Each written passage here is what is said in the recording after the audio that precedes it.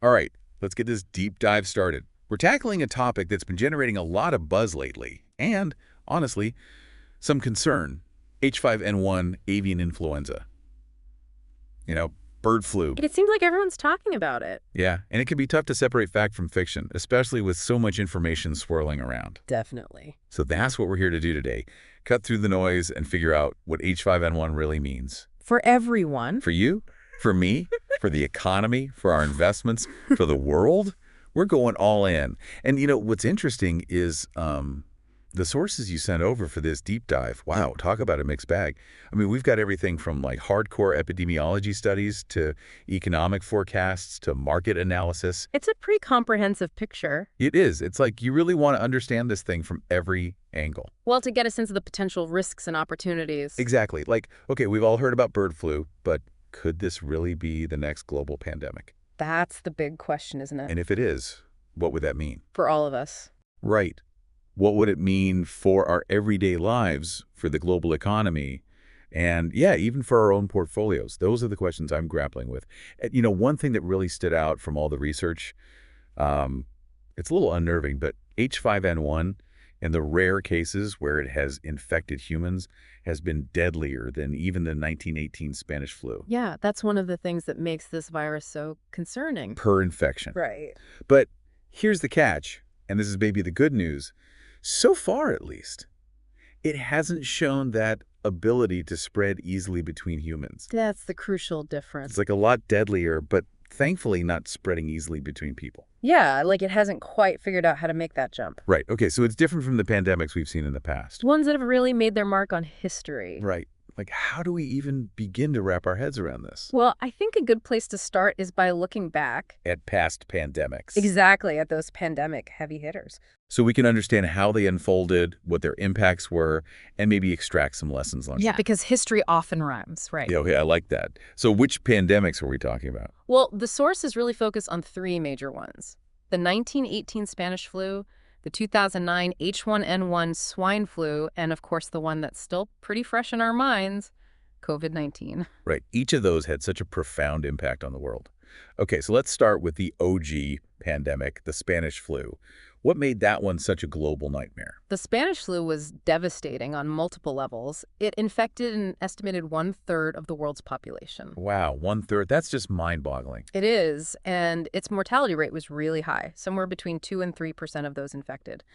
But what's really interesting about the Spanish flu, and this is different from a lot of pandemics, it actually hit young, healthy adults the hardest. Really? Not the very young or the very old? Not primarily, no. It was this unusual pattern that scientists still don't fully understand. So it was a perfect storm, this highly contagious, deadly virus ripping through a population that had no immunity. Exactly. And disproportionately impacting people who are, usually the healthiest and most productive members of society. It's a sobering reminder of how quickly things can change. It really is. Oh. Okay, let's fast forward a bit to 2009 and the swine flu pandemic. I remember that one. I was actually in college when it hit. It seems like a lifetime ago. It does. And thankfully, it didn't have that same crazy mortality rate as the Spanish flu, right? Thankfully, no. But it did spread incredibly rapidly. Like wildfire. I remember everyone on campus was freaking out. Yeah, estimates suggest somewhere between 11 and 21% of the global population caught it in that first year. But the severity was more in line with the bad seasonal flu. Okay, so high transmission, but lower mortality. Exactly. And wasn't there something unique about who it impacted? Yeah, 2009 H5N1 mainly affected children and young adults, and scientists think that may have been because older folks had some pre-existing immunity from exposure to similar flu viruses earlier in their lives. So like a reverse of the Spanish flu. In a way, yes. Okay, so two very different pandemics, Yeah. both with their own unique characteristics and impacts. Now, bring us up to speed on the elephant in the room, COVID-19. I know it's not technically an influenza virus, Right. but it's certainly the most recent pandemic, and the economic impacts are still being felt. Yeah, the world is still grappling with the long tail of COVID-19. And what's interesting about COVID is that it showed both high transmission and a fatality rate that was moderate overall, but varied depending on factors like age and pre-existing conditions. Right. It really hit older populations much harder. It did. And the economic fallout, I mean, it was like nothing we'd seen in generations. It really was unprecedented. Okay, so we've got these three pandemic heavyweights, each with their own stories to tell. Where How does H5N1 stack up against these past pandemics? That's where the comparison gets tricky. Okay, why is that? Well, because H5N1, at least in its current form, is a very different beast.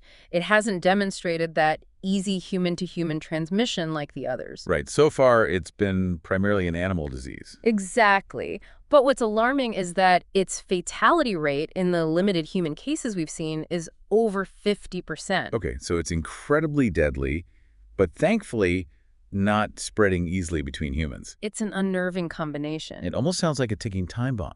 I mean, what are the chances that it actually makes that jump to efficient human transmission? That's the million-dollar question, and it's why this is something we need to watch very closely. So while it hasn't shown that efficient human-to-human transmission yet, it's something we need to be very cautious about. Absolutely, because if it were to gain that ability, we could be looking at a pandemic unlike anything we've seen before. All right, I'm starting to understand the gravity of the situation. So what's next? Where do we go from here? Well, I think the next step is to dive into the different potential scenarios that the sources have outlined for H5N1's future. They explore a best-case scenario, a worst-case scenario, and what they consider to be the most likely scenario. And they've actually looked at these scenarios from both a 6-month and a 2-year outlook. Okay, that's a really smart way to approach this. So let's start with the good news. What does the best-case scenario look like over those timeframes? In the best-case scenario, over both the short and long term, H5N1 would stay primarily an animal disease. Human cases would remain sporadic and isolated, much like what we're seeing now. So, a sigh of relief, for now at least. But I know we can't just assume that's going to happen. We have to prepare for the possibility that things could take a turn. Absolutely. We need to understand the full spectrum of possibilities. Right. So let's talk about the worst-case scenario. Mm. What happens if this thing goes full-blown pandemic? Does the outlook change over those different timeframes? It does. The worst case scenario, and this is the one that keeps epidemiologists up at night, is if H5N1 mutates into a highly transmissible and highly pathogenic form that spreads rapidly among humans. And what's concerning is that while the risk of that happening is considered fairly low in the next 6 months, it does increase over that 2-year horizon. Okay, so even though the worst-case scenario is unlikely in the short term, it becomes more of a possibility down the road. Exactly. We're talking about a virus with over 50% mortality. I mean, how would governments even begin to handle something like that? That's a huge question, and it's one that governments around the world are grappling with right now. But based on the research, it seems likely they'd respond with a similar playbook to what we saw during COVID. Things like lockdowns, travel bans, and massive economic stimulus packages. So basically everything we experienced during COVID, but potentially on a much larger scale and with a deadlier virus. It's a sobering thought, but I think it's important to understand those potential risks and to think about how we can prepare. Okay, we've covered the extremes. The best case where life goes on more or less as usual, and the worst case, which is, well, frankly terrifying. But I remember you mentioning a third scenario, something in between. Didn't the sources point to that as the most likely outcome? Yes, they did. They call it the moderate scenario, and it's where things get a little more nuanced. Okay, well, walk me through it. What does a moderate H5N1 pandemic look like? In this scenario, H5N1 does evolve to transmit more easily among humans, but with a lower fatality rate than its current form. So, still a pandemic, but not as catastrophic as the worst-case scenario. Right. Think of it as a more severe version of a seasonal flu pandemic. Okay, so still a serious global health crisis, Yeah, but maybe not a complete societal meltdown. exactly. What would that mean for the economy? Well, the sources suggest a moderate pandemic would likely cause a sharp but relatively short-lived recession. Governments would probably implement some containment measures like localized lockdowns and travel restrictions, but nothing as widespread or prolonged as what we saw during COVID. And I imagine central banks would step in again, right? Most likely. With stimulus measures, but hopefully not as aggressively as during COVID. Right. It would be a tough balancing act, trying to support the economy without triggering runaway inflation or adding to already high debt levels. So a moderate pandemic would still be a serious global event, but maybe not a complete economic catastrophe. But I'm curious, given everything we've talked about, what are the experts actually saying about the likelihood of each of these scenarios playing out, especially over those different time frames? Well, the good news is that most experts believe the risk of a full-blown H5N1 pandemic in the next 6 months is fairly low. So we can breathe a sigh of relief. at least for now. For now, yes. But what about the longer term, that 2-year horizon? Over a 2-year horizon, the probability of a pandemic does increase. It's still not considered high, but the longer H5N1 circulates in birds and other animals, the more chances it has to evolve. Okay, so the clock is ticking. The longer it takes to get a handle on this thing, the greater the risk it poses to humans. It's a race against time. Are scientists aware of this? Oh, absolutely. Scientists are very aware of this risk, and they're working on vaccines and contingency plans. That's reassuring. Okay, so we've covered a lot of ground here. We have looked back at history, compared H5N1 to past pandemics, and laid out these different potential scenarios. But I think it's time to get into the nitty-gritty.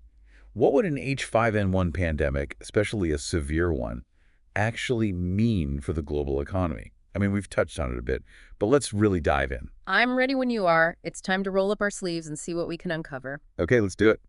I think a lot of our listeners are on the edge of their seats right now, wondering how all of this could potentially affect their wallets. It's definitely something that investors need to be aware of and prepared for. All right, let's get into it. All right, so let's dig into those potential economic impacts. To really understand what an H5N1 pandemic could mean for the economy, we should probably look back at how past pandemics have actually, played out. Makes sense. Learn from history, right? Exactly. And thankfully, the sources we have here, they actually do a deep dive into the economic fallout from those big pandemics we talked about. The Spanish flu, swine flu, and COVID. Yeah, those three. And it's interesting because they each had pretty vastly different impacts. Yeah, that's something that really stood out to me in the research. Like, I was reading that the Spanish flu, despite killing millions of people, worldwide, it actually had a surprisingly short-lived impact on a lot of economies. Right, which is kind of surprising when you think about it. It is. How is that even possible? Well, from what I gathered, the research suggests that while the Spanish flu definitely caused like a sharp but brief recession in some areas, many economies actually bounced back relatively quickly. Okay, so like a sudden shock followed by a pretty quick recovery. Yeah, something like that. Although it is tough to, completely isolate the economic effects of the flu itself just because, it happened to coincide with the end of World War I. Right, which obviously had its own massive impacts on the global economy. Exactly. Okay, so let's move on to 2009 and the swine flu pandemic. How did that one play out economically? Well, the 2009 H1N1 pandemic actually had a pretty negligible impact on the global economy. Really? Yeah. I mean, outside of, specific industries like travel and tourism, which obviously saw some temporary dips, most economies kind of just kept humming along. So no major disruptions, no widespread lockdowns, just kind of a blip on the radar? Pretty much. And thankfully, the overall death rate was relatively low, which probably played a role in that limited economic impact. It seems like the economic impact of a pandemic is really tied to its severity and, the level of disruption it causes. Right. Like if people can keep going to work, keep traveling, keep spending money, the economy seems to be able to weather the storm pretty well. That's a good point. Okay, well, now we have to compare that to 2020 and, the big one, the COVID-19 pandemic, which, as we all know, triggered the sharpest economic downturn since the Great Depression. It was a whole different ballgame. It was. I mean, lockdowns, travel restrictions, just the fear itself. Yeah. It all kind of conspired to bring large parts of the global economy to a screeching halt. Yeah. I mean, the research really highlights that global GDP actually contracted by about 3% in 2020. 3%? That's huge. It is. Unemployment soared and entire industries, they were just decimated. Yeah, those are some dark days for sure. Empty store shelves, businesses closing left and right. I remember thinking, is this the end of the world as we know it? It really did feel that way. And what's interesting is that, looking back, it seems like that impact, it was caused by both like a demand shock and a supply shock, right? Like you had people staying home and not spending money. That's the demand shock. And then you also had disruptions to production, supply chains, all that stuff. The supply shock. And those two things, they kind of fed off of each other. Right. It created this perfect storm of economic disruption. And then on top of all of that, you had this massive wave of government spending and central bank interventions, right? Trillions of dollars pumped into the system to try and soften the blow. It was a truly massive economic experiment, unlike anything we'd seen before. Governments, they implemented all sorts of programs, stimulus checks, expanded unemployment benefits, loans for businesses, you name it. And then you had the central banks like the Fed. Slashing interest rates to near zero. Right, and pumping trillions into those financial systems through quantitative easing. It's fascinating to think back on those extraordinary measures. It is. And, at the time, it felt like they were just pulling out all the stops, doing whatever it took to prevent a complete economic collapse. But, now, looking back, there are definitely some questions about the long-term consequences of all that spending and intervention. Yeah, for sure. I mean, that's a debate that's still ongoing. Did we do too much? Did we not do enough? Only time will really tell. Right. Okay, so we've got these three very different pandemic experiences.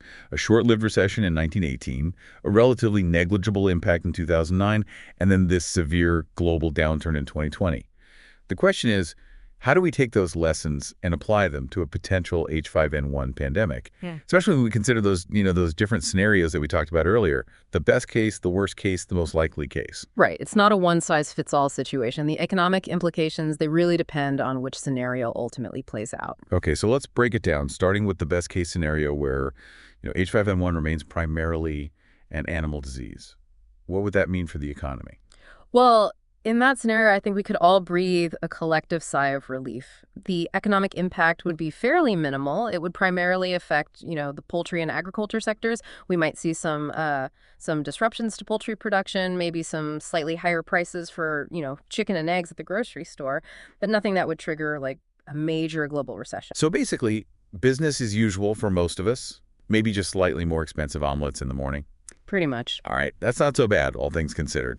But let's be realistic. We also need to be prepared for the possibility that things could, take a turn for the worse. Right. We can't just assume the best case scenario will happen. So let's talk about that. What kind of economic fallout are we looking at if this thing actually does go global, if it becomes a pandemic? That's where the potential consequences become a lot more severe, especially if we're talking about, that worst case scenario. A highly contagious, deadly strain of H5N1 spreading rapidly around the world. Okay, paint me a picture. What could that actually look like in a worst case scenario? Well, imagine widespread lockdowns, travel bans, grinding everything to a halt, mass unemployment. And remember, we're talking about a virus that has a much higher fatality rate than COVID-19. So the economic consequences could be even more devastating. I mean, we could be looking at a complete shutdown of global travel, widespread closures of businesses and schools, and a massive decline in consumer spending. I'm starting to get a pit in my stomach just thinking about it. And of course, governments would have to step in, right, with those massive spending programs. And central banks would probably slash interest rates and inject liquidity into the financial system, just like they did during COVID. Yeah, that's almost certainly the playbook. The policy response, it would likely mirror what we saw in 2020, but probably on an even larger scale. Which is a little scary when you think about it. It is. And what's really concerning is that, many countries are already carrying these heavy debt loads from all that COVID spending. And their central banks, they have very little room to maneuver because interest rates are already so low. Right. They used up a lot of their ammunition during the last crisis. Yeah, exactly. So a severe H5N1 pandemic, it could really push some economies to the brink. So in a worst-case scenario, we're not just talking about a global health crisis, but potentially a global economic meltdown, possibly even worse than what we experienced in 2020. It's not a pretty picture. Definitely not. Okay, well, we've covered the extremes. The best case, which is, relatively painless, and the worst case, which is, frankly, terrifying. But let's talk about that middle ground, the moderate scenario, the one that the experts say is the most likely outcome. How does that play out economically? That's where things get a little bit more complex, a little bit more nuanced. It's not as clear-cut as those other scenarios. Okay, well, walk me through it. What would a moderate H5N1 pandemic look like from an economic perspective? Okay, so remember, in the moderate scenario, the virus, it does become transmissible among humans, but it has a lower fatality rate than its current form. So essentially, it's like a more severe version of, seasonal flu pandemic. Okay, so still a pandemic, still a global health crisis, but not the apocalyptic scenario we were just talking about. Right. What would that mean for the global economy? Well, in that scenario, we'd likely see a pretty sharp but relatively short-lived recession, maybe global GDP contracts by a few percentage points, something like that. So a global health crisis Yeah. and an economic downturn, but hopefully not a complete societal meltdown. Yeah, that's kind of the, the silver lining, I guess. In the moderate scenario, that economic impact, it wouldn't be as catastrophic as in that worst case scenario. Okay, that's at least somewhat reassuring. But it's still a serious situation, right? I mean, governments would still need to take action. Oh, absolutely. And the sources suggest that, we'd probably see things like localized lockdowns, some travel restrictions, and, more targeted economic stimulus measures, things to try to kind of cushion the blow, but not necessarily go overboard. Right, more of a scalpel approach than a sledgehammer. And I imagine central banks would play a role in this too, right? Yeah, definitely. What kind of actions could we expect from, like, the Fed and the ECB in this moderate scenario? Well, I think they would probably take a much more measured approach compared to, their response to COVID-19. Right. They might cut interest rates slightly, if there's enough room to do so. But their main focus would likely be on, providing liquidity to the financial system, making sure that credit markets are functioning smoothly. So basically, keeping the wheels turning. Yeah, exactly. It sounds like policymakers have learned from their experience with COVID, and they'd be a bit more cautious about, triggering unintended consequences this time around. Well, let's hope so. Fingers crossed. But let's be honest. Trying to predict what central banks are going to do is a bit like predicting the weather, right? Yeah, there are always so many factors at play. Okay, so we've laid out the potential economic fallout of an H5N1 pandemic. Yeah. Minimal impact in the best case, catastrophic meltdown in the worst case, and then something in between for this most likely scenario. But, I think it's time to get down to brass tacks here. Yeah. How would all of this actually play out in the financial markets? I know our listeners are investors, and they're probably wondering how to protect themselves if this thing really hits the fan. You're right. And that's a really important question. It's time to talk about, how a potential H5N1 pandemic could impact stocks, commodities, and those big investment strategies. Okay, hit me with it. I'm sure a lot of our listeners are still feeling the scars from that 2020 market crash. Yeah, that was rough. It was. What lessons can we learn from that experience? And how might an H5N1 pandemic play out differently in the markets? Those are the questions we need to be asking. And that's what makes this whole deep dive so relevant. Right, I'm ready. Let's dive in. So, talking about markets, a lot of folks out there probably still remember that 2020 crash when COVID first hit the scene. Oh, yeah, I think a lot of our listeners are still having flashbacks to that whole experience. I get it. It was brutal. Global markets basically went into free fall seemingly overnight. The S&P 500, for instance, plummeted over 30% in just a few weeks. It was crazy. Yeah, investors were panicking, dumping all their risky assets and just piling into those safe havens, like gold. Right, gold, U.S. treasuries, anything that felt safe and stable. It was a bloodbath.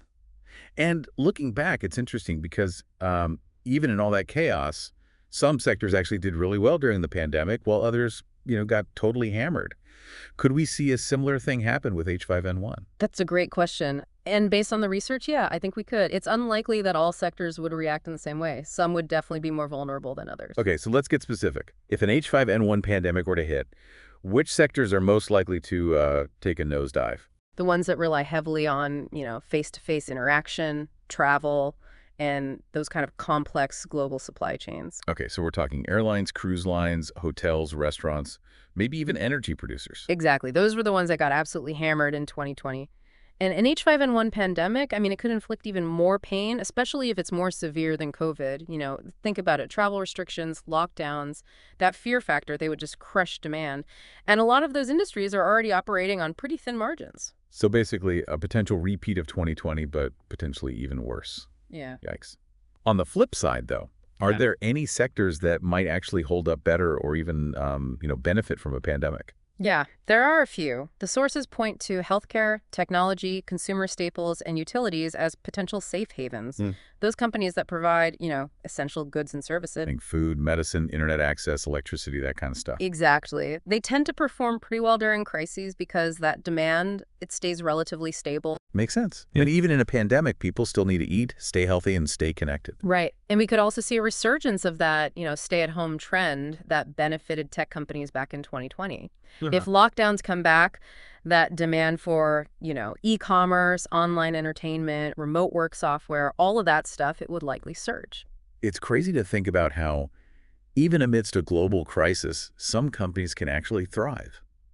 Yeah. It's kind of a reminder that there are always opportunities out there, even in the most challenging times. So we've talked about stocks and sectors, but what about commodities? How should investors be thinking about those in the context of a potential H5N1 pandemic? Commodities are interesting because they're so directly tied to that real economy. And their prices, they can fluctuate pretty wildly during times of This is crisis. definitely more volatile. They are. So in the case of an H5N1 pandemic, I mean, it would really depend on the specific commodity, but we could definitely see some pretty big shifts. Okay, can you give us some examples? Like, what are some of the commodities that investors should have on their radar? Well, oil's a big one. If those lockdowns and travel restrictions come back into play, oil demand would probably plummet, just like it did back in 2020 when we saw those negative oil prices for a brief period. Yeah, that was pretty wild to witness. It shows you just how quickly a sudden demand shock can completely upend a market. It really does. And it's not just oil. Natural gas would likely be affected too. Okay, so energy commodities, probably not a good bet in a pandemic. What about the other side of the coin? Are there any commodities that might benefit? Well, precious metals like gold and silver, they often act as safe havens during times of uncertainty. So if investors are nervous about H5N1, we could see them piling into gold and silver, pushing those prices higher. So if you're feeling a little bit jittery about a potential pandemic, gold might be a good place to park some cash. It's been a classic flight to quality trade for centuries, so yeah, it's a thought. Okay, makes sense. Anything else on the commodity front? Well, one area that I think could be particularly volatile in a pandemic is the agricultural commodity market, especially if this virus starts spreading rapidly among poultry. We could see mass culling of birds to try to contain it, which would obviously decrease the supply of poultry meat and eggs. And with less supply and, relatively steady demand, prices tend to go up. Interesting. So stocking up on chicken and eggs now Yeah. might not be a bad idea. Huh. I wouldn't go overboard or anything, but it's something to consider. It just shows you how interconnected everything really is. The ripple effects of a pandemic can be felt in some pretty unexpected places. Okay, so the commodity markets, they could be a bit of a roller coaster ride if an H5N1 pandemic hits. Any advice for investors who are trying to navigate all this uncertainty? I think the same general principles apply. Diversify your portfolio. Don't put all your eggs in one basket. And manage your risk. If you're interested in, getting direct exposure to commodities, consider ETFs or mutual funds that track various commodity indexes. You can also get indirect exposure through stocks of companies that are involved in commodity production. So, for example, instead of buying physical gold, you could invest in a gold mining company. Exactly. It lets you participate in that potential price appreciation without the hassle of, actually storing and securing those physical commodities. Smart. Okay, so we've talked about stocks, we've talked about commodities, but let's zoom out for a second. What would an H5N1 pandemic, especially a severe one, actually mean for the global economy as a whole? Well, a severe pandemic would likely trigger a global recession, potentially more severe than what we saw in 2020. The fallout would be widespread, impacting, everything from supply chains and consumer spending to employment and government finances. So, basically a potential economic earthquake. Yeah. Can you break down some of those impacts for us? Like, how would a severe pandemic actually affect global supply chains? Well, imagine a world where widespread illness and lockdowns, they force factories to shut down, borders slam shut, and those transportation networks, they grind to a halt. So that smooth flow of goods and services that we kind of take for granted, it would be severely disrupted. Exactly. We'd see shortages, delays, higher prices, the whole 9 yards. It could get pretty messy. It's like a domino effect, isn't it? It is. One disruption triggers another, and it just creates this chain reaction throughout the entire global economy. Right, and that's just the supply side. Then you have to consider the impact on consumer spending. When people are afraid of getting sick or, they're dealing with lockdowns and restrictions, they tend to stay home, avoid crowds, and just generally cut back on non-essential spending. Right, it's like that fear factor kicks in. It does, and that drop in demand, it can really hurt businesses, leading to layoffs, reduced production, and a slowdown in economic activity. It's a vicious cycle, isn't it? Fear leads to less spending, which leads to job losses and a weaker economy, which then fuels even more fear and uncertainty. Yeah. It's like a self-fulfilling prophecy. Exactly. And then you also have the impact on government finances, which is something that a lot of people don't think about. When economies shrink, tax revenues decline.